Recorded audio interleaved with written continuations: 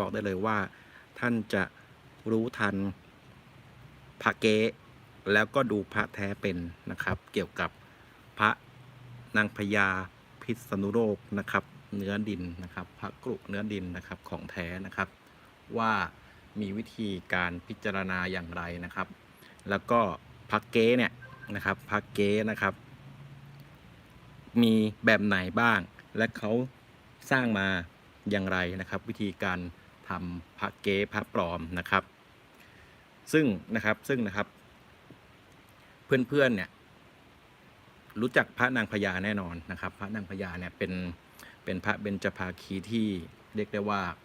เป็นที่นิยมมานานนะครับเกิน100 ปีขึ้นไปนะครับเพราะว่าพระนางพญาเนี่ยนะครับพบครั้งแรกเมื่อปี 2443 โดยประมาณนะครับ 2443 โดยประมาณก็คือเราตกไป122 ปีนู่นนะครับจากหนังสือนะครับหนังสือหลายๆเล่มนะครับหนังสือหลายๆเล่มนะครับเล่มแรกที่ถือว่าเป็นครูของพระนางพญาทุกคนเลยนะครับก็คือหนังสือของท่านอาจารย์ตรียมประวายนะครับหนังสือของท่านตรียมประวายนะครับได้เขียนบรรยายรายละเอียดของพระนางพญาไว้นะครับหลากหลายซึ่งในสมัยนั้นนะครับพระเก๊เนี่ยค่อนข้างจะมั่นใจว่ายังไม่มีนะครับยังไม่มีถึงจะมีนะครับถึงจะมีก็เป็นพระเก๊ที่มีความแตกต่างจากพระแท้มากนะครับมากเพราะว่าในยุคนั้นนะครับในยุคนั้นเนี่ยการเช่าหาหรือว่าซื้อขายพระเครื่องเนี่ยนะครับน้อยมากๆนะครับน้อยมากๆส่วนมากจะเป็นการแลกเปลี่ยนกันซะมากกว่านะครับวันนี้นะครับพระที่ท่านจะได้ดูเนี่ยนะครับเป็นพระที่หายากมากนะครับแต่ว่าก่อนอื่นเราจะมาดูหนังสือหลายๆยุคหลายๆสมัยก่อนนะครับว่ามีอะไรบ้างนะครับแล้วก็ผมจะบอกเกี่ยวกับการสร้างพระเก๊นะครับว่ามีวิธีการสร้างอยู่กี่แบบกี่รูปแบบด้วยกันนะครับก็มาดูเลยนะครับพระนางพญาพิมพ์เข่าตรงนะครับเอาเข่าตรงนะครับเพราะว่าผมมีแต่เข่าตรงเป็นพระที่หายากมากนะครับพระเก๊เนี่ย มีอยู่เยอะนะครับเยอะจนที่เรียกว่าเทียบกันไม่ได้เลยเทียบเป็นเปอร์เซ็นต์ไม่ได้เลยนะครับสิ่งที่อยากให้เพื่อนๆได้ดูเนี่ยนะครับก็คือรูปก่อนรูปพระแท้ก่อนนะครับรูปพระแท้ๆก่อนไม่ได้หาง่ายๆนะครับรูปพระแท้ๆเนี่ยนะครับบางท่านอาจจะว่ารูปหาดูที่ไหนก็ได้แต่ท่านรู้ได้ยังไงว่ารูปที่ท่านดูเนี่ยเป็นพระแท้นะครับผมพยายามคัดรูปพระนางพญาจากหนังสือดีๆหลายๆรูปพระชนะประกวดก็ดีพระที่เป็นที่ยอมรับหลายๆจากหลายๆคนนะครับจากผู้ทรงคุณวุฒิหลายๆท่านก็ดีนะครับลองมาดูนะครับพระนางพญาพิมพ์เข่าตรงเนี่ยนะครับจะมีด้วยกันอยู่2แบบนะครับแบบแรกก็คือเป็นพิมพ์มือไม่ตกเข่านะครับมือไม่ตกเข่านี่นะครับมือไม่ตกเข่าในในหนังสือที่ท่านอาจารย์ตรียมประวายเนี่ยท่านไม่ได้แยกว่ามือตกเข่ากับมือไม่ตกเข่านะครับท่านแยกเพียงแต่ว่าพิมพ์ทรงใหญ่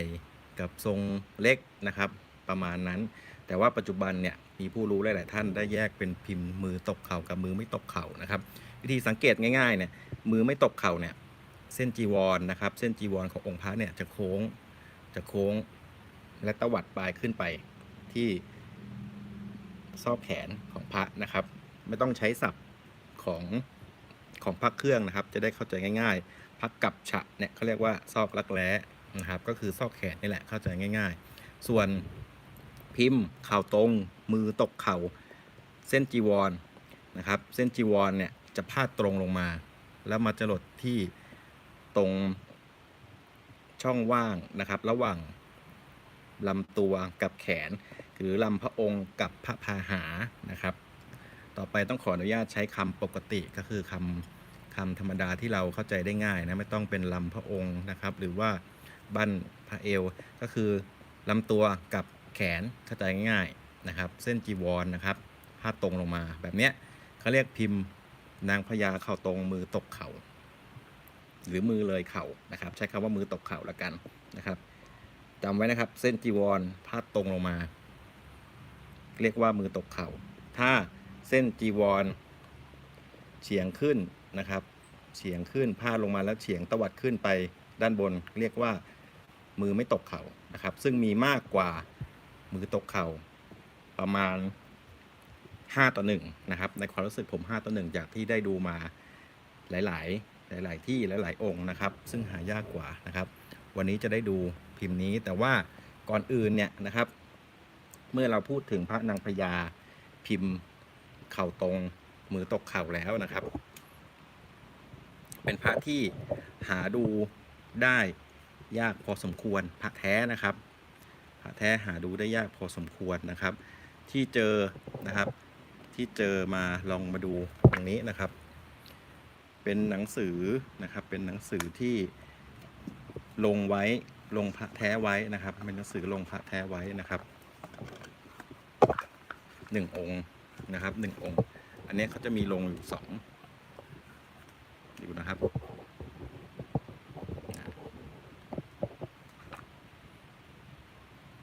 พระ2 องค์นี้นะครับเป็นพระนางพญานะครับพิมพ์เข่าตรงทั้ง2 องค์นะครับเป็นพระนางพญาพิมพ์เข่าตรงทั้ง2 องค์นี้ดูจากรูปก่อนนะครับเป็นพระแท้นะครับจะเห็นว่าพิมพ์มือตกเข่าเห็นไหมฮะที่ผมบอกภาพชัดๆนะครับมือตกเข่าเนี่ยนะครับมือตกเข่าเนี่ยเส้นจีวรนะครับจะพาดกลางอกแล้วลงมาตรงๆนะครับที่ซอกแขนถ้าเป็นมือไม่ตกเข่านะครับเส้นจีวรก็จะพาดลงมาแล้วก็ตวัดขึ้นไปที่ซอกแขนนะครับเห็นไหมฮะอย่างที่2 ความแตกต่างอย่างที่2แขนท่อนล่างของแขนซ้ายนะครับมือไม่ตกเข่าเนี่ยจะยาวเลยองค์พระออกมานะครับจะยาวเลยองค์พระออกมาแล้วก็หักเป็นปล้องนะครับเป็นท่อนแขนเป็นมือแล้วก็ปลายนิ้วนะครับจะเป็นลักษณะเหลี่ยมนะครับเป็นเหลี่ยมหักเหลี่ยมส่วนมือตกเข่าเนี่ยจะโค้งนะครับจะโค้งไม่หักเหลี่ยมแล้วก็จะสั้นกว่า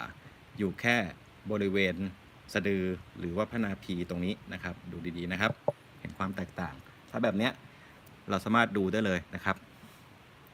เห็นไหมฮะส่วนพระเกศนะครับพระเกศถ้าเป็นมือตกเข่าเนี่ยนะครับพระเกศจะยาวกว่าแต่พระองค์เนี้ยนะครับเขาตัดสั้นหน่อยนะครับพระเกศเนี่ยโคนจะเล็กและยาวกว่าเป็นปีนะครับเป็นแบบปลีกล้วยส่วนพระเกศของมือไม่ตกเข่านะครับก็จะฐานกว้างกว่าและก็สั้นกว่านะครับอันนี้เป็นวิธีสังเกตพิมพ์ง่ายๆนะครับพิมพ์นี้หายากกว่ามากนะครับพิมพ์นี้หายากกว่ามากนะครับอย่างที่2การดูพระแท้นะครับของพระนางพญาเนี่ยนะครับพอเราแล้วเนี่ยนะครับ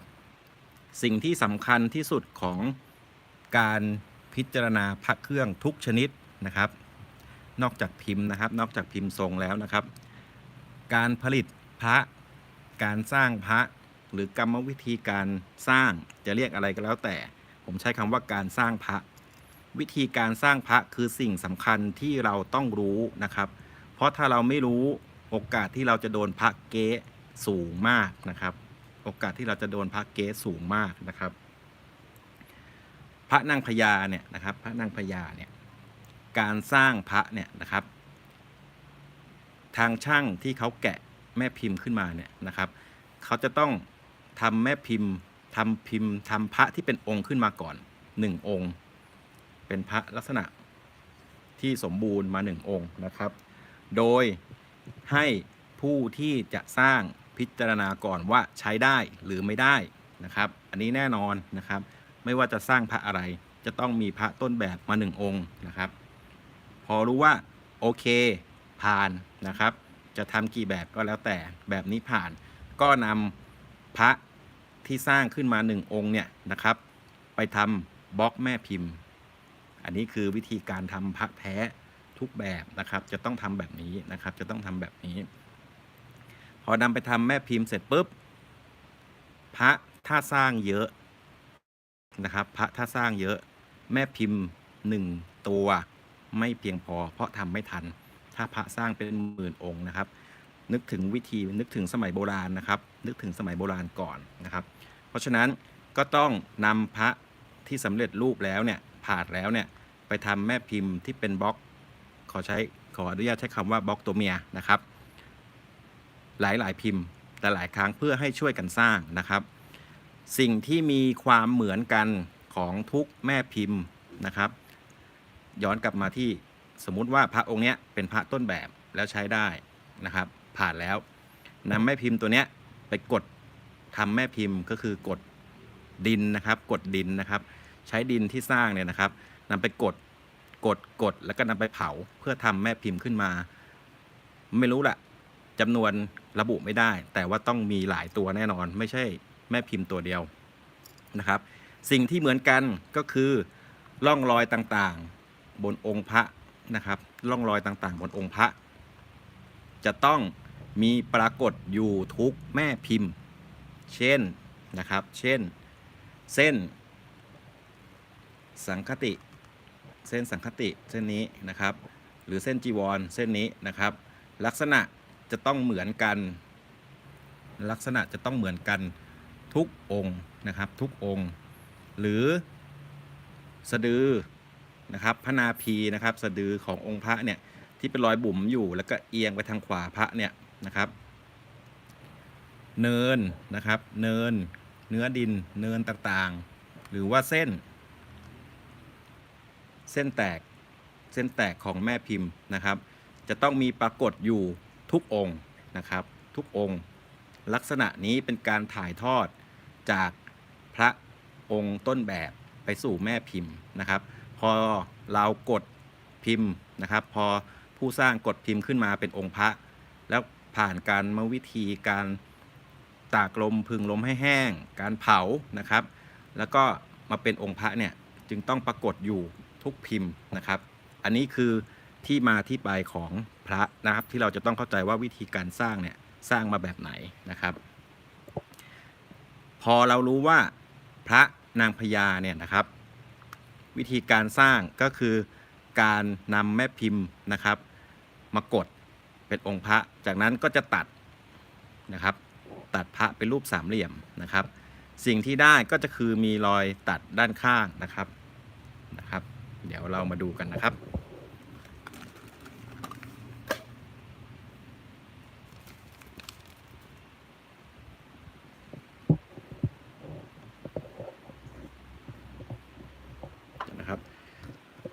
สิ่งที่ปรากฏบนองค์พระนะครับสิ่งที่ปรากฏบนองค์พระและสำคัญมากๆนะครับก็คือรอยตัดด้านข้างนะครับรอยตัดด้านข้างนะครับเราต้องดูพระหลายๆองค์นะครับเราต้องดูพระหลายๆองค์ซึ่งหนังสือมีอยู่หลายเล่มนะครับที่เราสามารถจะดูได้นะครับจะดูในหนังสือก่อนนะครับนี่ครับพระนางพญาอันนี้เป็นพิมพ์เข่าตรงมือตบเข่าเห็นไหมฮะเรารู้ได้เพราะว่าเส้นจีวรนะครับเส้นจีวรเนี่ยเขาตรงลงมาบริเวณปลายซอกแขนเลยนะครับ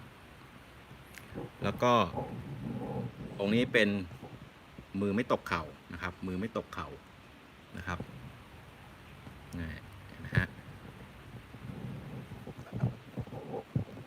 นี่วิธีดูพระแท้ก่อนนะครับแล้วให้สังเกตตรงนี้นะครับซึ่งคลิปก่อนๆเนี่ยผมไม่ได้บอกนะครับว่ารายละเอียดบางจุดก็ไม่ได้บอกดูตรงนี้ให้ดีนะครับนอกจากเส้นจีวรที่พุ่งลงมาตรงระหว่างซอกแขนแล้วเนี่ยนะครับจะมีเส้นแตกที่ปลายเส้นจีวรเฉียงขึ้นไปตรงนี้นะครับดูดีๆนะครับนี่คือตำหนิบนแม่พิมพ์นะครับตำหนิบนแม่พิมพ์ที่ต้องมีทุกองค์นะครับถ้าองค์ไหนไม่มีก็ให้พิจารณาส่วนอื่น เพราะว่าอาจจะเกิดจากกรรมวิธีการผลิตได้อย่าเพิ่งตีเก๊นะครับ เราดูภาพรวมตำหนิเป็นเพียงแค่การพิจารณาพระในแต่ละองค์นะครับ แต่ไม่ใช่ไม่มีเลยนะครับ อย่างที่สองก็คือถ้าเรามองภาพตรงเนี่ยเราจะเห็นเส้นขีดนะครับ เส้นขีดตรงปลายเท้าขวาที่อยู่ฝั่งซ้ายของพระเนี่ยนะครับ ตรงไปถ้าชัดๆก็จะเห็นเป็นเส้นโค้งนะครับ จะเห็นเป็นเส้นโค้งบนพระนางพญาพิมพ์เข่าตรงมือตกเข่าทุกองค์นะครับ อันนี้ลองสังเกตไปด้วยนะครับ ลองสังเกตไปด้วยนะครับ เห็นไหมฮะนะครับแล้วต่อมาดูดีๆนะครับ เราดูภาพก่อนนะครับ เดี๋ยวไปดูองค์จริงที่หลังนะครับ ขอบพิมพ์พระเห็นไหมฮะขอบพิมพ์พระตรงนี้เป็นช่วงที่ตัดตรงนี้เป็นช่วงที่ขอบพิมพ์นะครับ ขอบพิมพ์พระนะครับ จะมีปรากฏตรงกันสำหรับพระนางพญาพิมพ์เข่าตรงมือตกเข่านะครับ จะอยู่บริเวณหัวไหล่จนถึงใบหูนะครับพระกันนะครับจนถึงพระพาหาเนี่ยจะมีขอบแม่พิมพ์ปรากฏอยู่บริเวณนี้แล้วก็ถัดไปเนี่ยจะเป็นการตัดถ้าตัดแ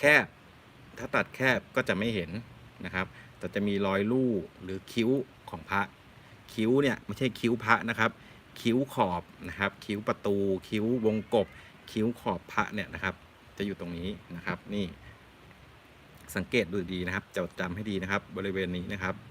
ดูจากรูปนะครับเดี๋ยวจะไปดูด้านข้างของพระแท้กันว่าเป็นอย่างไรนะครับนี่ประมาณนี้แล้วก็จำเส้นนี้ให้ดีถ้าท่านที่มองภาพตรงๆเนี่ยจะเห็นว่าเป็นเส้นโค้งนะครับเคยมีหลายท่านนะครับเคยเห็นแต่รูปนะครับเคยเห็นแต่รูปอันนี้ไม่ได้ว่าใครหรือว่าตำหนิใครนะครับเพียงแต่บอกว่าถ้าท่านเห็นแต่รูปเนี่ยแต่ไม่ได้เห็นองค์จริงเนี่ยจะเข้าใจว่าเส้นเนี้ยโค้งมีเส้นเดียวแต่โค้งนะครับจริงๆแล้วนะครับผู้ที่ชำนาญนะครับผู้ที่ชำนาญพระกุหรือว่าที่ชำนาญพระนางพญาเนี่ยเขาจะรู้นะครับว่าเส้นเนี้ยมีที่มาที่ไปอย่างไรวันนี้ท่านจะได้รู้นะครับทุกท่านจะได้รู้นะครับเดี๋ยวผมพาไปดูแล้วก็จะบอกวิธีการนะครับรวมถึงการดูพระนะครับว่าดูอย่างไรนะครับ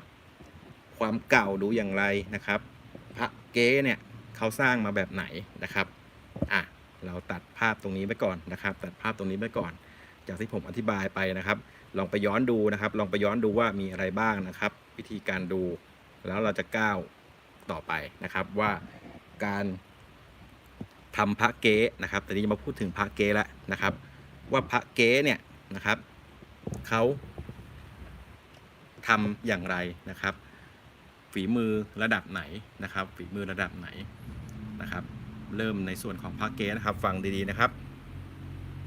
พระเก๊เนี่ยนะครับมันเริ่มมาจากการที่พระมีการซื้อขายพูดตรงๆเลยนะครับพระมีการซื้อขายกันนะครับพอซื้อขายแล้วเนี่ยนะครับสิ่งที่ต่อมาก็คือการอยากได้เงินนะครับโดยการหลอกลวงนะครับโดยการหลอกลวงนะครับพระเก๊นะครับจะมีอยู่ด้วยกันจำแนกได้4อย่างนะครับจำแนกได้4อย่างอย่างแรกก็คือพระถอดพิมพ์นะครับพระถอดพิมพ์พระถอดพิมพ์คือการนำพระแท้นะครับฟังดีๆนะครับการนำพระแท้ไปถอดพิมพ์นะครับถ้าเป็นสมัยก่อนก็จะถอดโดยใช้ดินนี่แหละครับง่ายๆนะครับดินหรือว่าปูนปัตเตอร์ปูนขาวอะไรก็แล้วแต่นะครับถอดพิมพ์ออกมาแล้วก็ใช้เนื้อที่ผสมแล้วอะไรก็แล้วแต่นำมากดแล้วก็ออกมาเป็นองค์พระนะครับแล้วก็นำไปทำให้มันเก่ามันหลอกตาตบตานะครับพระเก๊ถอดพิมพ์เนี่ยดูง่ายๆเลยนะครับความตื้นขององค์พระนะครับ1ความตื้นขององค์พระ2กรรมวิธีการผลิตผิดนะครับ3ความเก่าเนื้อหาผิดนะครับ4ธรรมชาติการสร้างไม่ได้ก็ประมาณนี้พระถอดพิมพ์อย่างที่1นะครับพระเก๊อย่างที่2นะครับพระเก๊อย่างที่2ก็คือพระที่ทำแม่พิมพ์ขึ้นมาใหม่นะครับแต่ ทำแม่พิมพ์ขึ้นมาใหม่ เพราะว่าไอ้คนสร้างเนี่ยมันไม่มีพระแท้นะครับคนสร้างมันไม่มีพระแท้เอามาถอดพิมพ์มันก็เลยทำแม่พิมพ์ขึ้นมาใหม่ โดยอาศัยดูรูปเป็นหลักหรือว่าจดจำได้ดูของจริงมาเป็นต้นแบบประมาณนี้นะครับพระเก๊ทำพิมพ์ขึ้นมาใหม่วิธีการดูพระทำพิมพ์ขึ้นมาใหม่เนี่ยการพิจารณาพิมพ์ทรงก็คือมีความสำคัญมากนะครับมันจะไม่เหมือนแน่นอนนะครับลักษณะการทอดแขนก็ดีการวางขาก็ดีนะครับสัดส่วนต่างๆนะครับสัดส่วนต่างๆผิดเพี้ยนไปหมดเพราะว่าทำแม่พิมพ์ขึ้นมาใหม่ยังไงก็ไม่เหมือนของเดิมนะครับ2 อย่างแล้วนะครับ1คือพระถอดพิมพ์2พระทำแม่พิมพ์ขึ้นมาใหม่3นะครับ3ก็คือพระที่ถอดพิมพ์แล้วตกแต่งแม่พิมพ์นะครับพระที่ถอดพิมพ์แล้วก็ตกแต่งแม่พิมพ์อันนี้ต้องชำนาญต้องใช้ทักษะสูงขึ้นมาอีกนิดนึงแล้วครับเพราะว่าพระที่ถอดพิมพ์พอตื้นไม่คมปุ๊บแต่สัดส่วนเขาได้นะครับสัดส่วนโครงสร้างได้แล้วก็นำไปเกลาแม่พิมพ์ขึ้นมาใหม่ตกแต่งแม่พิมพ์ขึ้นมาใหม่ให้เหมือนอันนี้ค่อนข้างจะน่ากลัวแต่ว่ารายละเอียดเล็กๆนะครับมีความผิดเพี้ยนนะครับมีความผิดเพี้ยนคือมีแต่ไม่เหมือนพูดง่ายๆพระเก๊ถอดพิมพ์แล้วตกแต่งแม่พิมพ์เนี่ยจะมีตำหนิแต่ไม่เหมือนนะครับมีตำหนิแต่ไม่เหมือนยกตัวอย่างรายละเอียดเนี่ยเส้นแตกของชายของปลายจีวรเส้นนี้นะครับของพระนางพญาจะมีแต่ไม่เหมือนหมายความว่าไปขีดผิดองศาแตกผิดองศาประมาณนี้แล้วก็ลักษณะของเส้นต่างๆก็จะไม่เหมือนนะครับอันนี้คือพระเก๊อย่างที่3นะครับถอดพิมพ์แล้วตกแต่งแม่พิมพ์นะครับพระเก๊อย่างที่4ก็คือพระอุปโลกอันนี้ตัดทิ้งไปได้เลยนะครับไม่มีความสำคัญเพราะฉะนั้นพอเรารู้ว่ากระบวนการทำพระเก๊เนี่ยนะครับมันมีด้วยกันเท่านี้นะครับเราก็มาดูพระแท้นะครับที่เรามีหรือว่าดูจากรูปก็ได้นะครับถ้าเราไม่มีเราก็ดูของคนอื่นก็ได้ว่าพระที่เราดูอยู่เนี่ยนะครับมันเก๊หรือมันแท้นะครับมันเก๊หรือมันแท้นะครับ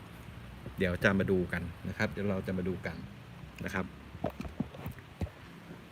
ก็ได้บอกเพื่อนๆไปแล้วนะครับว่าวิธีการพิจารณาพระเนี่ยนะครับวิธีการพิจารณาพระเนี่ยนะครับเราต้องรู้จักพระแท้แล้วก็รู้ทันพระเก๊นะครับรู้จักพระแท้แล้วก็ต้องรู้ทันพระเก๊ด้วยนะครับพระแท้เนี่ยจะมีความแตกต่างจากพระเก๊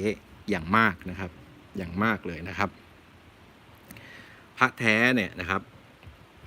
อย่างพระสันนะครับอย่างพระสันเนี่ยพระกุเมืองสันเนี่ยสร้างมาก่อนพระนางพญาพิษณุโลกเพราะว่าเป็นพระสมัยอยุธยาตอนต้นก็คือปีพศ1900กว่าสมัยอู่ทองนะครับสมัยอู่ทองเนี่ยนะครับ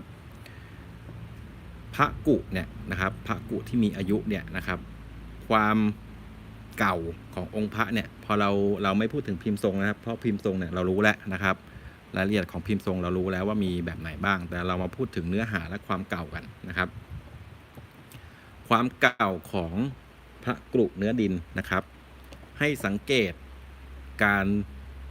หลุดของเนื้อนะครับหรือแร่นะครับแร่หลุดแร่ลอยนะครับลักษณะเขาจะเป็นถ้าเป็นเซียนพระยุคเก่าเขาเรียกว่ารากผักชีบนองค์พระนะครับรากผักชีบนองค์พระร่องรอยพวกนี้นะครับร่องรอยรากผักชีพวกนี้นะครับบนองค์พระเนี่ยนะครับไม่ใช่ร่องรอยที่เกิดการผิดพลาดจากขั้นตอนการผลิตนะครับเป็นร่องรอยที่การก่อนศึกลักษณะเป็นแบบรากผักชีขององค์พระนะครับ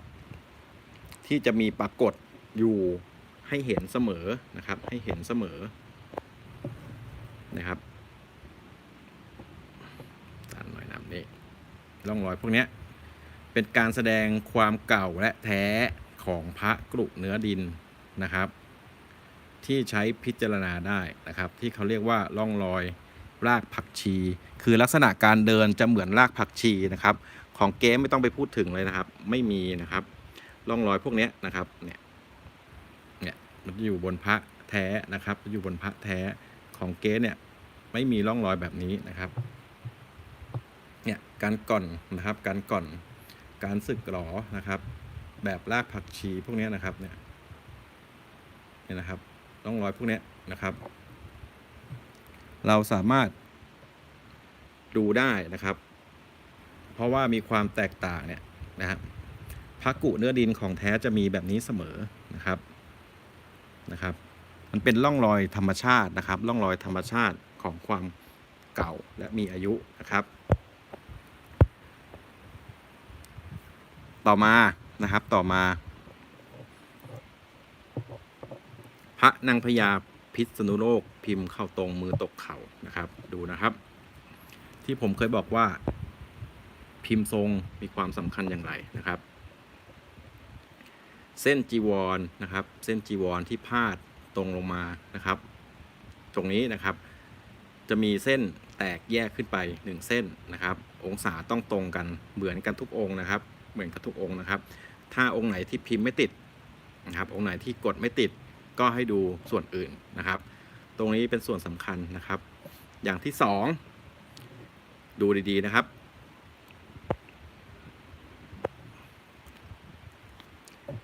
เส้นที่อยู่ปลายเท้านะครับแล้วก็โค้งขึ้นเนี่ยนะครับผมเชื่อว่าใครที่ยังไม่เคยเห็นพระองค์จริงจะต้องเชื่อว่าเส้นนี้นะครับเป็นเส้นโค้งนะครับเป็นเส้นโค้งนะครับจริงๆแล้วนะครับจริงๆแล้วถ้าเคยเห็นพระองค์จริงจะรู้ว่าเส้นกลุ่มนี้นะครับเอาใหม่นะครับบางท่านก็บอกว่าเป็นเส้นโค้งแสดงว่าผมรู้เลยว่าเคยเห็นพระแต่ด้านหน้าแต่ผู้ที่ชำนาญบอกว่าเส้นนี้จะเป็นเส้นตรงที่ปลายเท้านะครับแสดงว่าท่านเคยเห็นองค์จริงมาก่อนเห็นไหมฮะเป็นเส้นตรงบางท่านก็บอกว่าพระจะต้องมีเส้นชายจีวรนะครับเส้นชายจีวรนี่ครับเส้นชายจีวรจากข้อศอกลงมาที่ปลายเท้าเห็นความอัศจรรย์ของพิมพ์ยังฮะเส้นชายจีวรตรงๆเส้นโค้งไม่มีแล้วนะครับ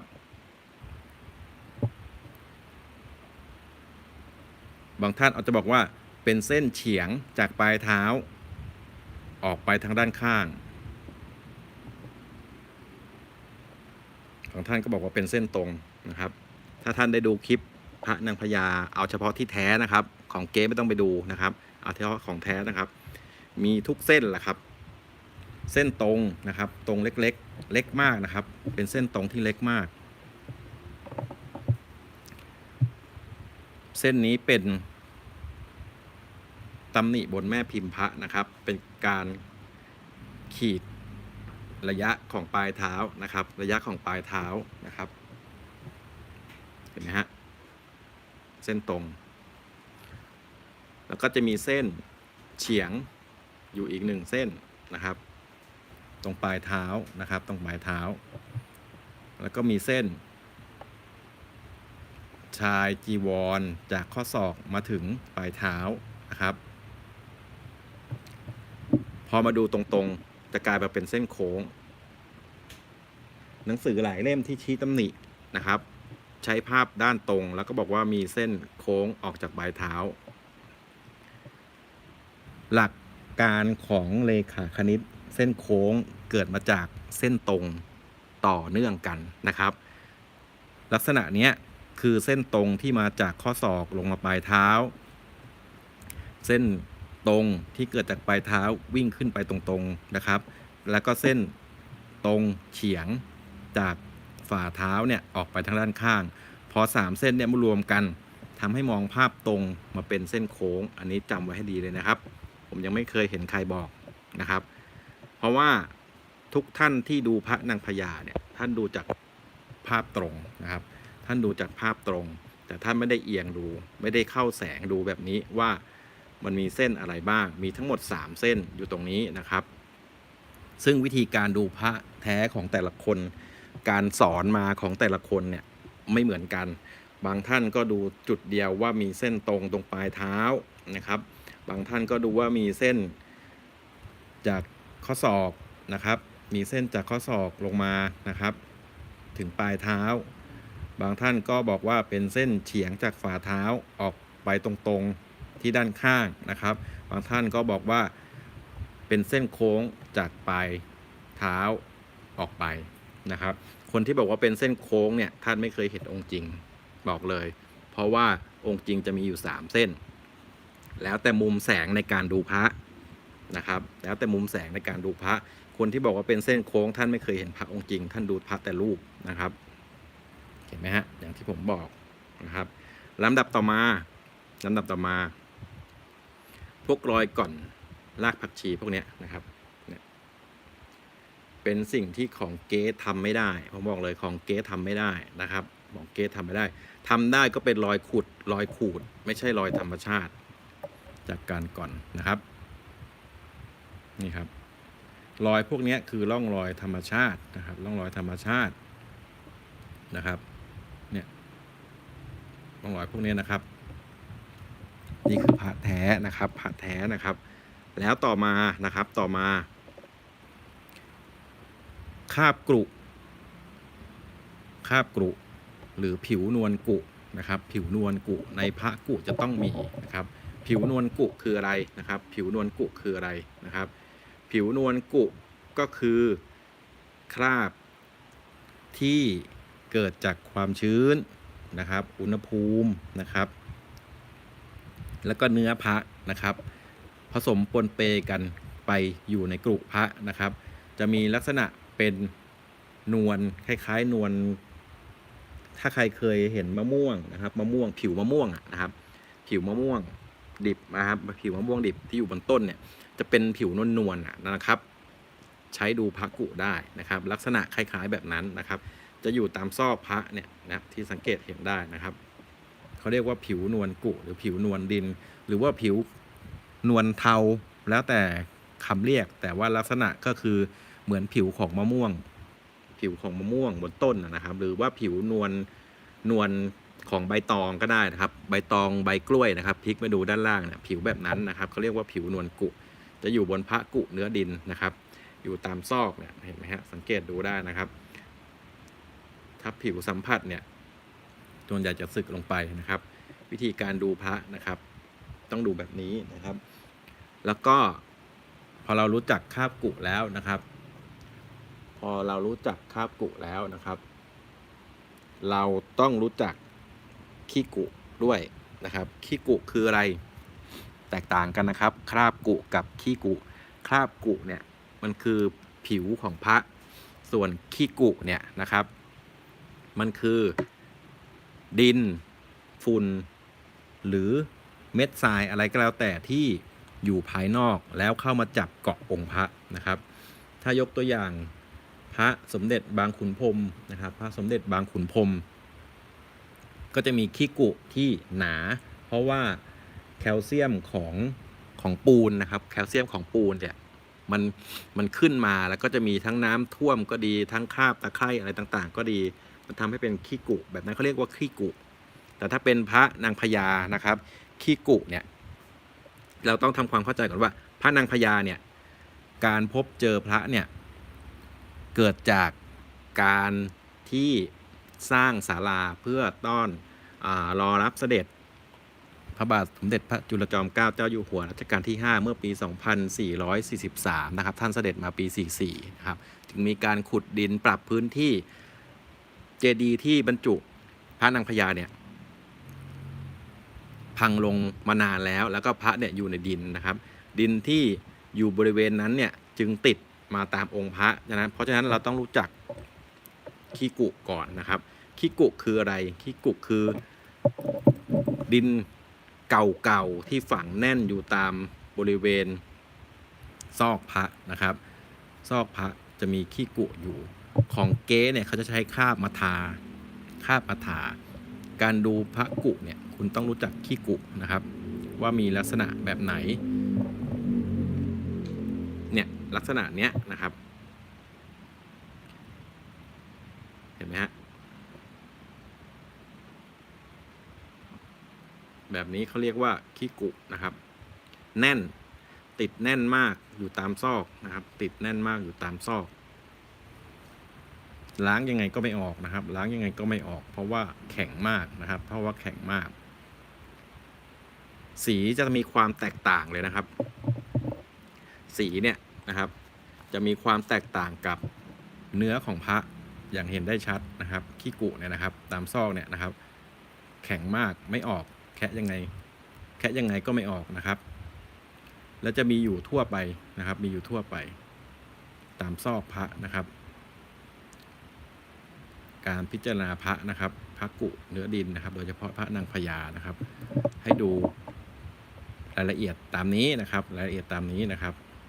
เห็นไหมฮะบางท่านบอกว่าเฮ้ยพระยุค2ยุค3ผมได้ยินมาเยอะแยะไปหมดนะครับซึ่งเป็นความรู้ความเข้าใจที่มันไม่ถูกต้องนะครับมันไม่ถูกต้องพระเนี่ยนะครับพระเครื่องเนี่ยพระกุเนี่ยก่อนเมื่อ100 ปีก่อนก่อน100 ปีก่อนเนี่ยไม่มีใครสนใจหรอกครับพระยิ่งพระเนื้อดินเนี่ยนะครับส่วนมากจะสนใจกันแต่พวกเครื่องมือเครื่องใช้ที่เป็นทองคำเป็นเงินเป็นนาคนะครับที่แตกกุออกมานะครับพระเนื้อดินแบบนี้ไม่มีใครสนใจเลยนะครับเริ่มมานิยมพระเนื้อชินก่อนนะครับพระเนื้อชินก่อนพระเนื้อดินเนี่ยไม่มีใครสนใจหรอกครับเชื่อผมเพราะฉะนั้นสิ่งที่เก่ากว่า100 ปีเนี่ยนะครับสิ่งที่เก่ากว่า100 ปีเนี่ยที่เราดูอายุได้เนี่ยนะครับพวกขี้กุต่างๆพวกเนี้ยนะครับอยู่บนพระอะไรก็แท้ทั้งนั้นแหละครับนึกออกไหมฮะแต่คุณต้องดูให้เป็นก่อนนะครับว่ามันเป็นขี้กุนะครับมันเป็นขี้กุหรือมันเป็นคราบที่มนุษย์ทำขึ้นทำไม่ได้หรอกครับผมบอกเลยเนี่ยแล้วผิวพระแบบนี้นะครับความหนึบนุ่มนะครับความหนึบนุ่มนะครับมีขี้กุเกาะแบบเนี้ยอยู่บนพระอะไรก็แท้ไม่ต้องพระที่มีราคาหรอกครับพระสันราคาหลัก 3-4 พันก็แท้นะครับแล้วเห็นวิธีการสร้างครับรอยตัดตอกนะครับรอยตัดตอกถ้ารู้วิธีการสร้างเนี่ยอย่างที่ผมบอกไปตอนแรกเนี่ยพระกดออกมาแล้วนะเขาจะตัดนะครับจะใช้อะไรตัดก็แล้วแต่จะเป็นตอกจะเป็นมีดจะเป็นอะไรก็แล้วแต่นะครับพอเราไม่เห็นเขาทำแต่เรารู้ว่าพระมีการตัดเนื้อส่วนที่เกินออกนะครับทั้ง3ด้านนะครับทั้ง3ด้านนะครับทั้ง3ด้านเนี่ยรอยตัดแล้วมีเม็ดกรวดเม็ดแร่ต่างๆนะครับที่ลู่ไปตามรอยนะครับบางเม็ดก็หลุดออกไปเป็นธรรมชาติถ้าเม็ดเล็กหน่อยรอยก็จะเล็กนะครับตัดแล้วเฉือนนะครับตัดแล้วเฉือนเพื่อเอาดินออกพวกรอยพวกนี้นะครับมันมีความแตกต่างนะครับมันมีความแตกต่างเพราะว่าของเก๊เนี่ยพยายามทำเขารู้ว่าของเก๊เราจะดูอะไรเขาก็พยายามทำให้เหมือนแต่ว่ามันไม่เหมือนเพราะว่าความเก่าและก็ธรรมชาติมันไม่ได้นะครับความเก่าและธรรมชาติมันไม่ได้คราบกุคุณเอาอะไรมาทาเนี่ยคุณจะทาได้ไงตามซอกที่อยู่เขาเรียกอะไรส่วนที่โค้งนึกถึงแก้ววายนะครับนึกถึงแก้ววายที่มันโค้งไปรูปตัวอยู่แล้วก็ปากแคบๆอย่างเงี้ยคุณจะเอาไปทาโปะได้ยังไงนะครับเต็มที่คุณก็เคลือบปิดหมดแต่ว่าพระเมื่อเราส่องดูดีๆแล้วนะครับคราบกุเนี่ยเขาเกิดขึ้นตามธรรมชาตินะครับเขาจะมีเกาะอยู่ทั่วไปพวกนี้นะครับเห็นไหมฮะนี่วิธีดูพระแท้นะครับต่อมานะครับความเก่าของพระนะครับความเก่าของพระนะครับเราจะพิจารณาส่วนที่เป็นเม็ดแร่ของพระนางพญานะครับดูดีๆนะครับอันนี้สำคัญนะครับเม็ดแร่ของพระเนี่ยนะครับถ้าเป็นแร่ลอยหมายความว่าเม็ดกรวดที่อยู่บริเวณผิวพระนะครับแร่ลอยได้แต่จะสูงกว่าเนื้อพระไม่ได้นึกออกไหมฮะแร่ลอยได้จะสูงกว่าเนื้อพระไม่ได้ครับของปลอมจะลอยขึ้นมาเป็นเม็ดๆเลยไม่รู้ไปกดที่หลังหรือว่าเอาไปฝังที่หลังนะครับวิธีดูความเก่าของเม็ดแร่เราดูจากบริเวณรอบ นะครับบริเวณรอบๆจะมีร่องนะครับจะมีร่องหรือมีช่องว่างน้อยๆให้นะครับให้คราบกรุและขี้กุนะครับเข้าไปอยู่ในซอกนะครับเข้าไปอยู่ในซอกของเก๊ทำแบบนี้ไม่ได้นะครับของเก๊ทำแบบนี้ไม่ได้นะครับเห็นบริเวณรอบของเม็ดแร่ไหมครับเห็นไหมฮะขอบของเนื้อพระเขาจะแบ่งเป็นส่วนของเนื้อพระนะครับแล้วก็ส่วนของเม็ดแร่นะครับเม็ดแร่เนี่ยแข็งกว่าเนื้อพระโดยธรรมชาติอยู่แล้วนะครับเม็ดแร่แข็งกว่าเนื้อพระโดยธรรมชาติอยู่แล้วฉะนั้นเมื่อมีความเก่านะครับเมื่อมีความเก่ารอบๆเม็ดแร่ที่มีความแข็งเนี่ยก็จะมีช่องว่างนะครับพอมีช่องว่างเสร็จปุ๊บตามพวกคราบกรุนะครับหรือขี้กุก็จะเข้าไปแทรกอยู่ได้นะครับอันนี้เป็นการดูความเก่าของเนื้อพระนะครับของเกเลิกคุยของเกเลิกคุยเพราะว่าไม่มีเครื่องมืออะไรที่จะเล็กจนสามารถเข้าไปเซาะรอบๆเม็ดแร่นี้ได้อย่างเป็นธรรมชาติดูนะครับไม่มีเครื่องมืออะไรที่จะเข้าไปเซาะแบบนี้แล้วก็เอาคราบเก่าๆไปโปะด้านในได้นะครับถามว่ารู้ได้ไงว่าองค์นี้แท้ไม่มีใครสามารถทำความเก่าแบบนี้ได้นะครับตอบได้เลยนะครับถ้าสงสัยก็มาดูถ้าอยากรู้ว่ามีลักษณะแบบไหนนะครับผมแนะนำนะครับซื้อพระโคนสมอเช่ามานะครับพระโคนสมอเช่ามาดูความเก่าได้นะฮะสามารถดูพระนางพญาความเก่าของพระนางพญาได้นะครับระยะการสร้างแตกต่างกันแค่100 กว่าปี200 ปีแต่เป็นพระแท้นะครับของเก๊เนี่ยมันสร้างมาแค่ไม่เกิน100 ปี50-60 ปีเต็มที่นะครับซื้อมาดูอะไรครับที่ผมบอกนะครับความเก่าของพระเนี่ยนะครับให้ดูจากเม็ดแร่กับเนื้อพระนะครับเม็ดแร่กับเนื้อพระนะครับเขาจะมีร่องประมาณนี้อยู่ทั่วไปนะครับเนี่ยนะครับดูนะครับพระอะไรก็แล้วแต่นะครับพระอะไรก็แล้วแต่ที่เป็นพระกุเนื้อดินขยายมากไปอีกพระอะไรก็แล้วแต่ที่เป็นพระกุเนื้อดินไม่ว่าจะกุไหนก็แล้วแต่นะครับจะเป็นหลวงพ่อโตวัดบางกระทิงหรือว่าขุนแผนบ้านกลางนะครับถ้าลักษณะของเม็ดแร่หรือว่าเม็ดกรวดที่มีช่องว่างอยู่รอบๆนะครับช่องว่างรอบๆแบบนี้นะครับเนี่ยอย่างเงี้ยคือพระแท้แน่นอนนะครับพระแท้แน่นอนนะครับสามารถใช้ดูได้นะครับสามารถใช้ดูได้นะครับเห็นไหมฮะจะมีอยู่รอบๆองค์พระนะครับเนี่ยพวกเนี้ยหลังแบบเนี้ยเป็นพระอะไรก็แท้หลังแบบเนี้ยเป็นพระอะไรก็แท้นะครับนี่นะครับพระสันจะไม่มีเม็ดแร่พระสันจะไม่มีเม็ดแร่เพราะว่าพระสันเนี่ยเป็นพระที่สร้างก่อนเนื้อละเอียดนะครับไม่ค่อยมีเม็ดแร่ไม่ค่อยมีเม็ดกรวดเหมือนพระโคนสมอหรือว่าพระนางพญานะครับพระที่ดูเหมือนกันนะครับพระที่ดูเหมือนกันเนี่ยนะครับเนื้อหาคล้ายกันเนี่ยก็จะมีพระนางพญาพิษณุโลกพระโคนสมอนะครับแล้วก็พระหลวงพ่อโตกุบางกระทิงนะครับพระหลวงพ่อโตกุบางกระทิงนะครับที่ใช้ดูได้เหมือนกันนะครับเราจะดู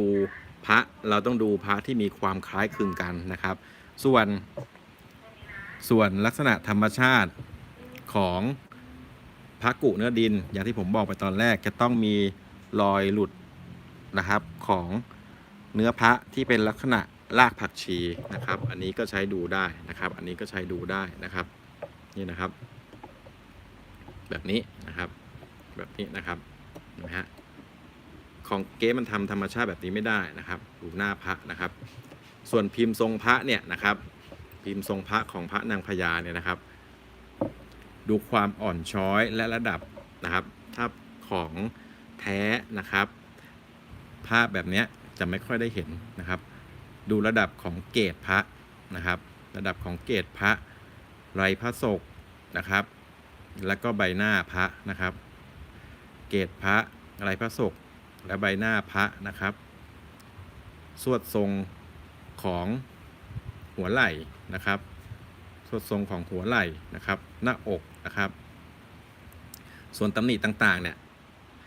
ใน EP 1 EP 2เนี่ยบอกไปแทบจะหมดแล้วนะครับบอกไปแทบจะหมดแล้ว EP เนี้ยมาเพิ่มในส่วนของเส้นที่ควรจะรู้นะครับเส้นบริเวณปลายเท้าขวาหรือหัวเข่าซ้ายนะครับว่าลักษณะการโค้งของเส้นที่ท่านดูภาพตรงๆเนี่ยเห็นเป็นเส้นโค้งเนี่ยเกิดมาจากเส้น3เส้นเกิดมาจากเส้นตรง3เส้นนะครับที่โค้งนะครับที่โค้งทำให้โค้งออกมาได้นะครับคือเส้น1เส้น2เส้น3รวมกันก็เลยเป็นเส้นโค้งแบบนี้นะครับเป็นหลักวิทยาศาสตร์นะครับเป็นหลักเลขาคณิต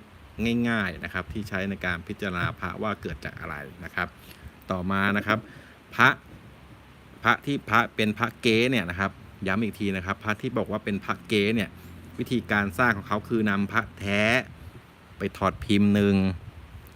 2 แกะแม่พิมพ์ขึ้นมาใหม่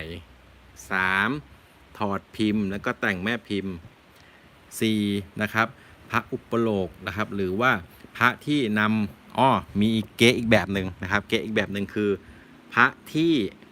นำอิฐเก่าของเจดีย์ไปแกะเป็นองค์พระขึ้นมา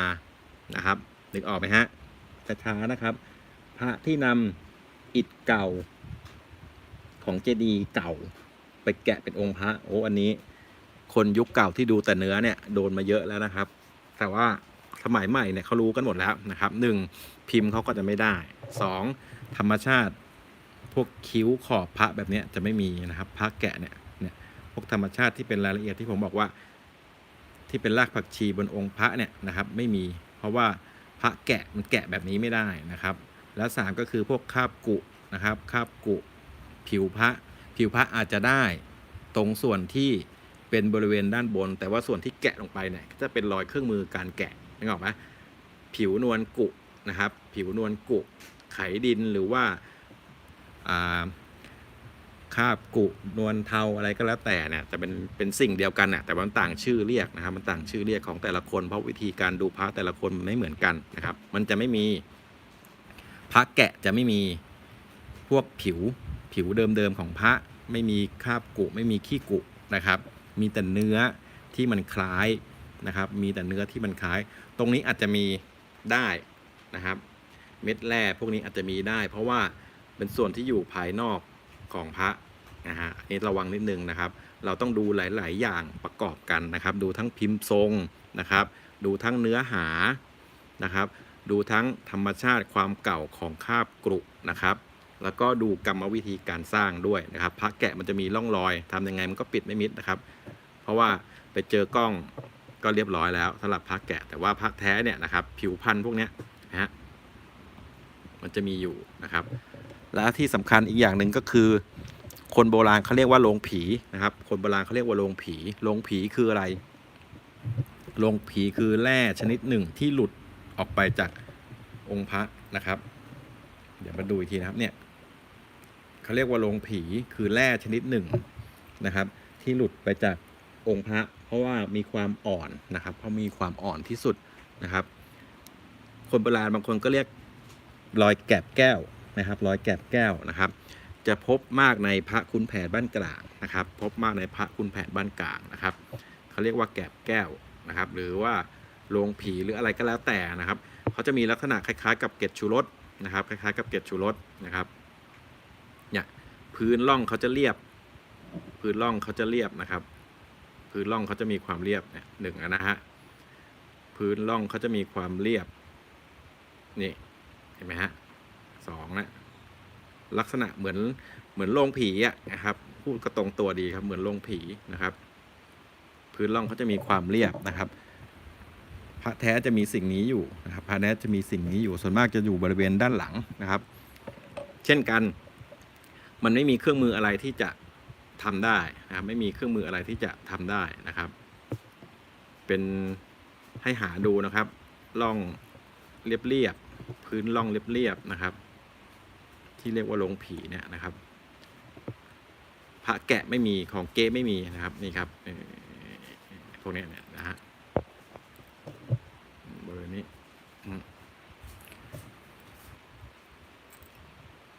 สมัยโบราณเขาเรียกลงผีดีหน่อยก็เรียกแกะแก้วนะครับเนี่ยพื้นเขาจะเรียบนะครับพื้นเขาจะเรียบนะครับนี่อีกนะครับครับสวัสดีครับคุณพุทธิชัยเห็นไหมฮะนี่ครับ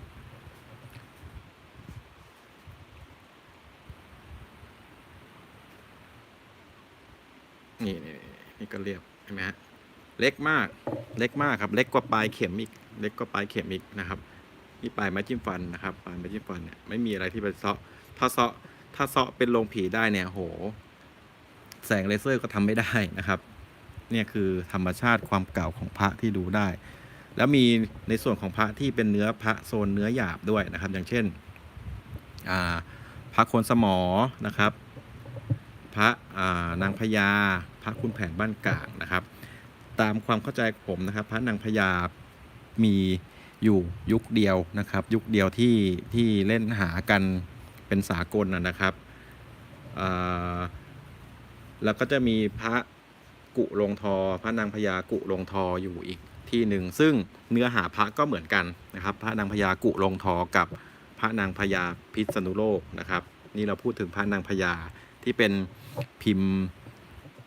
มาตรฐานอยู่6พิมพ์นะครับทั้งพิมพ์เข่าโค้งพิมพ์เข่าตรงนะครับพิมพ์สังคติพิมพ์เทวดานะครับพิมพ์อกนูนใหญ่พิมพ์อกนูนเล็กนะครับประมาณนี้นะครับก็จะมีอยู่ยุคเดียวนะครับมีอยู่ยุคเดียวแหละนะครับก็คือยุคของสมเด็จพระนเรศวรนี่แหละครับที่พระราชมารดาท่านเป็นผู้สร้างตามความเข้าใจและก็ประวัติเก่าๆเขาระบุไว้แบบนั้นนะครับกับพระนางพญากุลงทอพิษณุโลกที่เป็นวัดที่อยู่ทางเหนือของวัดนางพญาหรือวัดใหญ่นะครับเลยขึ้นไปทางเหนือนะครับก็จะเป็นพระที่มีลักษณะใกล้เคียงกันนะครับเท่าที่รู้ก็จะมี2ยุคนี้นะครับถ้าเป็นพระยุคอื่นนะครับให้ระวังของเก๊แล้วกันนะครับให้ระวังของเก๊แล้วกันนะครับประมาณนี้พระนางพญาพิษณุโลกเนี่ยนะครับสร้างหลังพระสันนะครับพระสันเนี่ยเป็นยุคอู่ทองก็คืออยุธยาตอนต้นนะครับมีอยู่1องค์แต่ไม่มีช่องว่างตรงขอบแร่ถ้าไม่มีช่องว่างตรงขอบแร่เนี่ยนะครับคือเป็นส่วนหนึ่งผมบอกว่าเป็นส่วนหนึ่งที่ใช้ในการดูพระแท้นะครับแต่ว่าบางจุดก็อาจจะไม่มีช่องว่างก็ได้นะครับบางจุดอาจจะไม่มีช่องว่างก็ได้นะครับดูนะครับเพราะว่าเนี่ยอย่างต้องดูเม็ดแร่ประกอบด้วยต้องดูเม็ดแร่ประกอบด้วยว่าเม็ดแร่ที่บอกว่าไม่มีช่องว่างเนี่ยมันมีความแข็งมากนะครับมันมีความแข็งมากมันก็ไม่มีได้อย่างเช่นเม็ดแร่ที่เป็นสีขาวใสหรือขาวขุ่นเนี่ยเขามีความแข็งกว่าสีน้ำตาลนะครับสีน้ำตาลเนี่ยเขาจะอ่อนกว่าเมื่อเทียบเม็ดแร่เราต้องเข้าใจเม็ดแร่ก่อนนะครับเม็ดแร่เนี่ยมีความแข็งไม่เท่ากันและเม็ดแร่บนพระเนี่ยมีหลายสีนะครับมีสีขาวใสสีขาวขุ่นนะครับสีน้ำตาลนะครับหรือว่าคล้ายๆดินลูกรังนี่แหละครับในอาจารย์ตียมประวายท่านเรียกว่ากรวดมูลหนูนะครับมีความอ่อนพอมีความอ่อนเสร็จปุ๊บเนี่ยนะครับความก่อนรอบๆเขาก็จะมีพยายามหาบนพระเนี่ยหาสีน้ำตาลเข้มนะครับหรือว่าเม็ดกรวดมูลหนูเนี่ยนะครับเม็ดพวกนี้เขาจะก่อนแล้วขอบรอบๆเม็ดแร่เนี่ยจะมีนะครับส่วนเม็ดแร่ที่เป็นสีขาวใสสีขาวขุ่นเนี่ยจะไม่ค่อยมีนะครับแต่ก็จะมีบ้างนะครับเล็กๆน้อยๆเห็นไหมฮะเห็นเม็ดนี้ไหมนี่ครับเม็ดนี้นะครับเห็นไหมไม่ค่อยมีแต่ก็มีบ้างค ห็นไหมฮะแต่ถ้าเป็นสีน้ำตาลอย่างเม็ดเนี้ยอันเนี้ยนะร่องรอบๆเม็ดแรกเขาจะมีเลยเพราะว่าเขาอ่อนกว่านี่เห็นไหมฮะพวกนี้คือความเก่าของพระนะครับความเก่าของเนื้อพระนะครับบางคนบอกว่าแล้วความเก่าของเนื้อพระมันดูอย่างไรนี่แหละครับความเก่าของเนื้อพระดูแบบนี้นะครับเนี่ยถ้าเป็นสีขาวใสขาวขุ่นเนี่ยมันจะแข็งมันจะไม่ค่อยก่อนแต่ถ้าเป็นสีน้ำตาลเมื่อไหร่เนี่ยนะครับ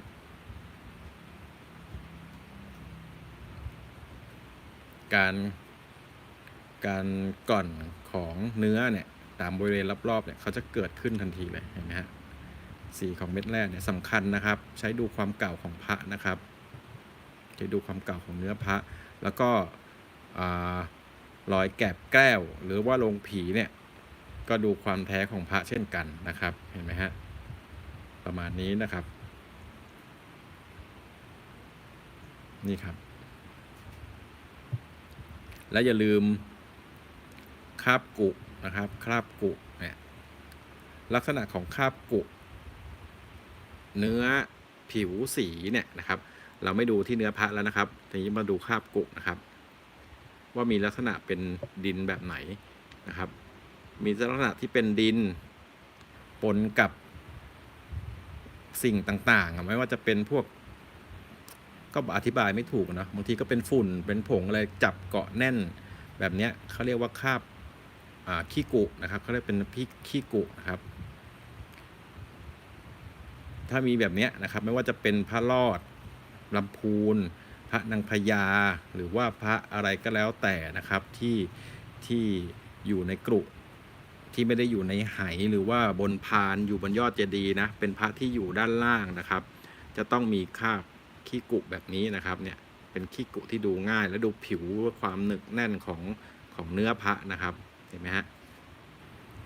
ของเก๊แบบนี้ไม่มีนะครับผมบอกเลยว่าของเก๊แบบนี้ไม่มีนะครับคราบที่เขาเอามาทาเอามาทำเนี่ยนะครับมันหลุดง่ายนะครับมันหลุดง่ายมันไม่เกาะติดแน่นบนองค์พระแบบนี้นะครับมันแตกต่างกันนะครับพวกนี้สำคัญเนี่ยฮะดูซอกที่เป็นรอยตัดตอกของพระเนี่ยนะครับขี้กุมันต้องเข้าไปเกาะแบบไม่ได้เกาะแบบพอกเลยนะครับเกาะแบบเป็นความหนาเนี่ยก็เท่ากับของเนื้อพระก็ข้อล่องพระในหลักความหนาล่องเขาโค้งขี้กุก็โค้งตามไปด้วยนะครับถ้าของเก๊เนี่ยมันจะพอกแบบฉาบเรียบไม่เห็นแบบนี้นะครับอันนี้คือความสำคัญในการพิจารณาพระกุนะครับเนี่ยส่วนรอยแร่หลุดหรือว่าลงผีแบบนี้นะครับมันไม่มีเครื่องมืออะไรที่จะไปทำให้มันเรียบนะครับไปเซาะเนื้อให้มันเรียบแบบนี้ได้นะครับมีทั้งใหญ่ทั้งเล็กแต่ว่าลักษณะเขาก็จะเป็นคล้ายๆผงชูรสนึกออกไหมฮะนึกผงชูรสออกให้ดีนะครับบางทีก็เรียกว่าแกบแก้วนะครับบางท่านอาจจะเรียกว่าแกบแก้วนะครับรอยพื้นเรียบๆร่องเรียบๆทรงสี่เหลี่ยมผืนผ้าแบบนี้นะครับถ้ามีก็คือพระแท้นะครับส่วนพิมพ์อะไรเนื้อแบบไหนก็ไปดูด้านหน้าแล้วก็พิจารณาอย่างอื่นอีกทีนึงแต่แบบนี้คือพระแท้ของเก๊มันไม่มีนะครับเนี่ยร่องรอยหลุดแบบนี้นะครับเป็นธรรมชาตินี่คือความเก่านะครับความเก่าในการพิจารณานะครับไม่ว่าจะเป็นพระกุไหนก็แล้วแต่พระโคนสมอก็แล้วแต่นะครับรอยพวกนี้มันก็จะมีเกิดขึ้นอยู่เสมอรอยแกบแก้วเนี่ยนะครับดูพระแท้ได้ง่ายๆไม่ใช่เรื่องยากนะครับจริงๆแล้วนะครับไม่ว่าจะพระเนี่ยเราไปเก่งกับตรงที่ราคานะครับพระโอ้โหนักพญาพระหลักล้านมาดูง่ายๆที่ไหนมันก็ดูเหมือนกันจะดูต่างกันตรงไหนนะครับราคามันเราเอามากำหนดกันเองภายหลังนะครับตามความหายากนะครับแต่จริงๆแล้วพระนางพญาก็ไม่ได้หาง่ายๆนะครับเห็นมาเยอะแล้วก็มีอยู่แค่องค์เดียวก็เอามาคุยให้ฟังอยู่นั่นแหละแต่ว่าอย่างน้อยเพื่อนๆก็ได้ประโยชน์นะครับเพื่อนๆก็ได้ประโยชน์เนี่ยพวกเนี้ยนะครับเห็นไหมฮะมันจะเป็นเฉพาะ ถ้าเป็นเห็นชัดๆเนี่ยจะเป็นเม็ดแร่ที่เป็นสีน้ำตาลเข้มนะครับน้ำตาลเข้มเนี่ยบริเวณรอบเม็ดแร่เนี่ยเขาจะมีร่องช่องว่างนะครับแล้วก็มีคราบกุคราบอะไรนะครับเข้าไปแทรกอยู่ของเก๊มันไม่มีนะครับของเก๊มทำไม่ได้นะครับบางท่านก็เรียกว่าดินผุนะครับดินผุนะครับเนี่ยพวกนี้นะครับเห็นไหมฮะ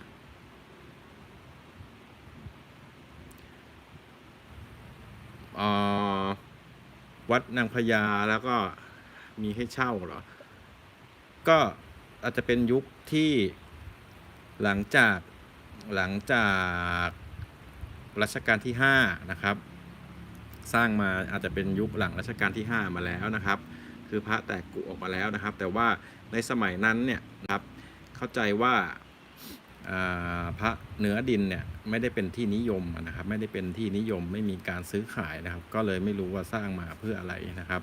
ต้องดูต้องเห็นก่อนนะครับต้องเห็นผมต้องเห็นถึงจะบอกได้ถ้าถามแบบนี้ตอบไม่ได้ว่าพระยุคหลังมีสร้างไหมอะไรอย่างเงี้ยนะครับมันต้องเห็นก่อนนะครับแต่ว่าพระที่สร้างในสมัยของสมเด็จพระนเรศวรเนี่ยนะครับมียุคเดียวนะครับเขาสร้างครั้งเดียวสร้างเยอะด้วยนะครับหลายหมื่นองค์นะครับนี่อันนี้จะให้ดูอีกทีหนึ่งที่บอกว่าเป็นขี้กุนะครับขี้กุเนี่ยลักษณะของขี้กุเนี่ยเห็นไหมฮะมันเป็นแบบนี้นะครับเหมือนกันเลยนะครับ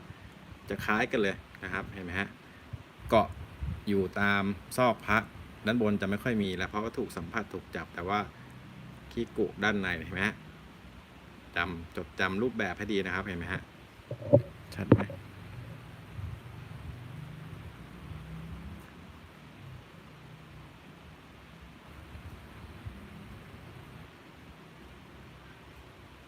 เอาหายไปไหนแล้ววะกำลังดูเพลินๆเลยนี่ของเก๊หมดสิทธิ์ตรงเนี้ยมันทำไม่ได้นะครับมันทำไม่ได้เห็นไหม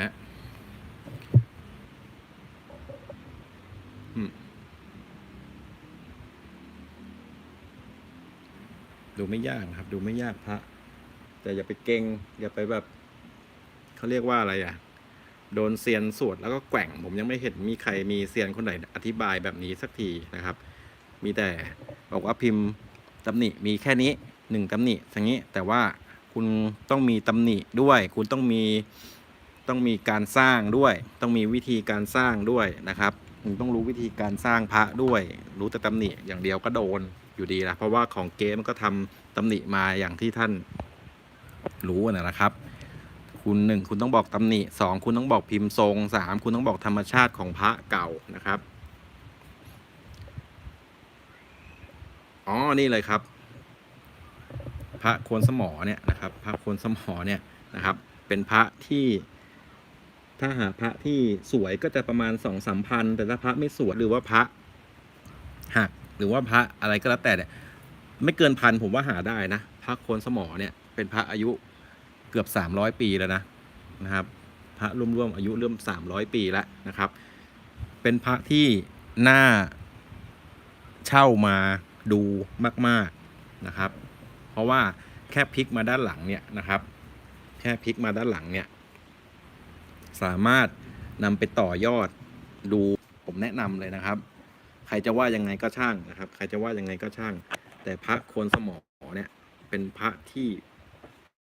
ดีมากนะครับเป็นพระที่ดีมากนอกจากพุทธคุณแล้วยังดูรอยปาดด้านหลังของพระโคนสมอนี่นะครับดูนะครับสามารถที่จะนำมาดูรอยตัดของพระนางพญาได้เห็นไหมฮะถ้าวางแบบนี้ถ้าไม่บอกว่าองค์นี้เป็นพระนางพญาพิษณุโลกท่านก็จะไม่เก่งแล้วก็จะรู้แล้วโอ้โหธรรมชาติการตัดพระการปาดพระมันคือเรื่องเดียวกันวิธีดูมันคือเหมือนกันดูรอยร่องใหญ่ๆร่องเล็กๆนะครับแล้วก็การวิ่งของเม็ดแร่ที่ไปตามรอยตามแรงของการปาดเห็นไหมฮะว่าเหมือนกันขนาดไหน ว่าเหมือนกันขนาดไหนเห็นไหมครับนี่มันสำคัญนะครับพระโคนสมอถ้าอยากเล่นพระนางพญาเป็นต้องมีพระโคนสมอเอามาดูนะครับจำไว้เลยนะครับเห็นรอยปาดไหมครับรอยปาดกับรอยตัดเห็นไหมฮะเหมือนกันไหมครับเหมือนกันเลยนะครับเห็นไหมฮะแล้วพระเนี่ย ตอนผมถอดออกมาจากกรอบใหม่ๆกรอบตะทองใหม่ๆเนี่ยพระจะไม่เป็นผิวเดิมๆพอจับมากๆเข้าเห็นไหมฮะเห็นความหนึบนุ่มความเงาของพระไหมของเก๊เนี่ยคุณจับยังไงคุณก็ไม่มีทางเป็นแบบนี้ได้นะครับมาต่อในส่วนของรอยพวกนี้สำคัญนะครับคุณดูพระผงสุพรรณก็ได้นะครับดูพระนางพญาก็ได้นะครับแล้วยังได้ดูเม็ดแร่นะครับเม็ดแร่มีลักษณะต่างๆมีสีอะไรบ้างดูร่องรอยดูความเก่าดูคราบกุขี้กุนะครับแล้วที่เพิ่มขึ้นมานอกเหนือจากนั้นก็คือสามารถดูลักเก่านะครับยางลักเก่าดูทองเก่าได้ด้วยนะครับเคยอธิบายไว้ใน EP 1 EP 2แล้วนะครับว่าลักเก่าดูอย่างไรนำมาใช้ต่อยอดในการดูเครื่องรางได้ดูตะกุดหลวงปู่สุขหลวงปู่เอี่ยมนะครับดูตะกุดของหลวงพ่อกลั่นวัดพระญาติได้ลักเก่ามีลักษณะแบบไหนทองปิดทองเก่ามาดูเบี้ยหลวงปู่บุญหลวงปู่รอดได้นี่องค์เดียวในคุ้มค่าเลยลงทุนแค่หลัก1,000 2,000ถ้า 2,000 ขึ้นในสวยแล้วนะครับอย่างเงี้ยผมซื้อมาแค่ 2,000 2,500นะครับสวยแล้วสามารถดูได้หลายอย่างแล้วใครก็มาเถียงไม่ได้ด้วยนะครับว่าพระเก๊นะครับพระเก๊คุณทำได้อย่างไรตรงนี้นะครับผมบอกหน่อยนะครับทำได้อย่างไรแล้วถามว่าเก่าไหมความเก่าของเนื้อพระแบบเนี้ยหรือว่าเส้นโค้งบางคนนะครับบอกว่ามีเส้นโค้งมี3เส้นตรงนี้นะครับรวมถึงนี่ครับดูนะครับดูร่องบริเวณหลุมบริเวณอกพระนะครับทุกอย่างนะครับเห็นไหมฮะแล้วก็บางท่านก็บอกว่าบล็อกไม้จริงๆแล้วเกิดมาจากเนื้อดินเผานะครับพวกเส้นสายพวกนี้นะครับเกิดมาจากเนื้อดินเผาของบล็อกที่เป็นว่าตัวโหนดนะครับตัวโหนดหมายความว่าองค์พระต้นแบบนะครับก่อนนำไปทำเป็นแม่พิมพ์เพื่อสร้างนะครับนี่วิธีการดูพระแท้เป็นแบบนี้อย่าไปโดนเขาหลอกนะครับอย่าไปโดนพระเก๊นะครับเราต้องรู้ว่าพระเก๊เขาสร้างอย่างไงเขาทำมาแบบไหนเขาถอดพิมพ์อย่างไรเขาเอาไปเผาอย่างไรเขาแกะพิมพ์ขึ้นมาใหม่อย่างไรนะครับเนื้อเก่าผิวพรรณเป็นอย่างไรต้องอธิบายได้ทั้งหมดนะครับต้องอธิบายได้ทั้งหมดเล่นพระอย่าเล่นด้วยหูนะครับเราต้องใช้ความคิดแล้วก็พิจารณาด้วยนะครับ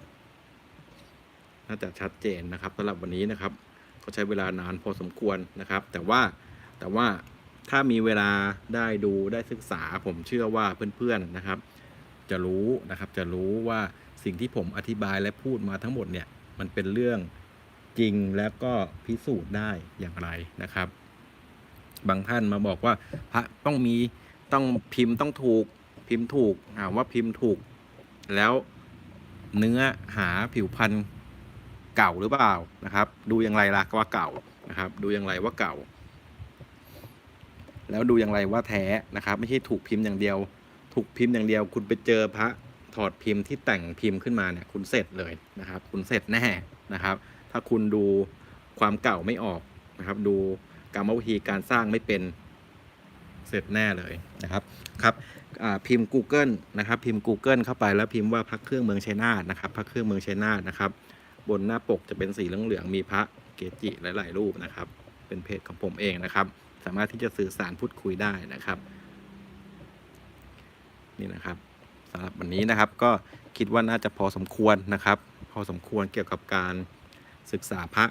นางพญานะครับผมได้บอกว่าพระแท้มีลักษณะอย่างไรนะครับความเก่าดูอย่างไรพระลงกุพระเข้ากุขี้กุคาบกุมีความแตกต่างแล้วก็ดูอย่างไรนะครับแล้วก็บอกถึงว่าพระเก๊ที่มันทำมาหลอกกันเนี่ยนะครับพระเก๊ต่างๆเนี่ยมันผลิตกันมาอย่างไรนะครับมีทั้งพระเก๊ถอดพิมพ์พระเก๊ทำแม่พิมพ์ขึ้นมาใหม่นะครับจำดีๆนะครับพระเก๊ถอดพิมพ์1พระเก๊ทำพิมพ์ขึ้นมาใหม่2นะครับพระเก๊ที่เดี๋ยวนะผม พูดเยอะไปก็ลืมนะครับเอาจะมีอีกแบบหนึ่งพระที่นำดินเก่าหรืออิฐเก่าของเจดีย์เนี่ยเอามาแกะเป็นองค์พระขึ้นมาใหม่นะเรารู้ว่าเกิดจากอะไรแล้วเราก็มาดูลักษณะเขาก็จะไม่มีความเก่าไม่มีคราบไม่มีขอบของพระนะครับ ประมาณนี้นะครับ แล้วก็พระที่อุปโลกขึ้นมานะครับ ประมาณนี้ต้องรู้จักทั้งเก๊ทั้งแท้แล้วคุณจะมีพระแท้ไว้ครอบครองนะครับ ประมาณนี้นะครับ ก็สำหรับวันนี้ก็ขอให้เพื่อนๆทุกท่านนะครับ ที่ได้ดูได้ชมจนตั้งแต่แรกจนจบเนี่ยนะครับ ก็น่าจะมีอะไรไปพิจารณาส่วนตัวบ้างนะครับ ผมไม่บอกว่าเป็นความรู้ที่ดีนะ ผมบอกว่าเป็นความเห็นและมุมมองนะครับ ที่นำประสบการณ์เอามาเล่าให้ฟังแล้วท่านต้องไปคิดพิจารณาว่าสิ่งที่ผมบอกนะครับ มันถูกหรือมันผิดท่านต้องไปคิดเอาเองนะครับสำหรับวันนี้ก็ขอขอบคุณทุกท่านนะครับที่ได้ร่วมรับชมรับฟังแล้วก็มีการสื่อสารนะครับมีข้อสงสัยต่างๆสอบถามมาก็ได้อธิบายไปหมดแล้วนะครับสำหรับวันนี้ก็ขอขอบคุณทุกท่านนะครับสวัสดีครับสวัสดีครับ